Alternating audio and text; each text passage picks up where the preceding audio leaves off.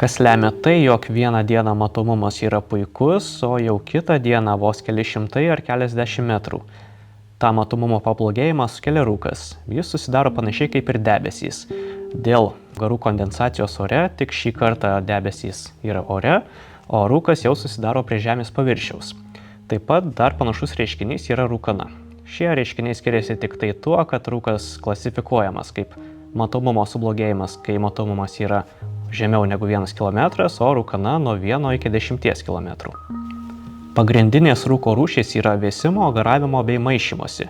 Dažniausias yra atvėsimo rūkas, Lietuvoje dažniausiai spindulinio atvėsimo, jam susidaryti sąlygos reikalingos tokios. Gana giedras dangus, žinoma didelė oro santykinė drėgmė bei silpnas vėjas prie paklotinio paviršiaus.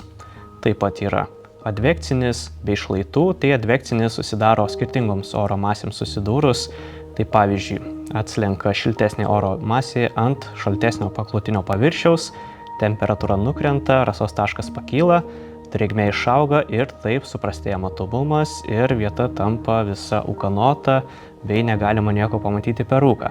Panašiai yra ir šlaituose. Ten oras kyla ir kildamas jis dažniausiai vėsta, atvėsęs taip pat susikondensuoja ir šlaituose susidaro rūkas. Likusios kategorijos yra garavimo bei maišymosi rūkas. Tai garavimo taip pat dažnai stebimas virš vandens telkinių, ten gana santykinė drėgmė yra aukšta, todėl oras ir atvėsęs, pakilęs nuo paklotinio paviršiaus vandens telkinių, pasiekia rasos tašką bei susidaro rūkas. Maišymosi rūkas dažniausiai susidaro dėl skirtingų oro masių sandūros. Lietuvoje vidutiniškai per metus būna nuo 40 iki 100 dienų su rūku. Dažniausiai tai pasitaiko Žemaičių aukštumoje, o rečiausiai vidurio Lietuvos žemumoje. Didžiojoje Lietuvos dalyje rūkai rečiausiai susidaro šiltaisiais metų mėnesiais, tai gegužės, liepos, kadangi pakilus temperatūrai susidaryti rūkui sąlygos tampa prastesnės.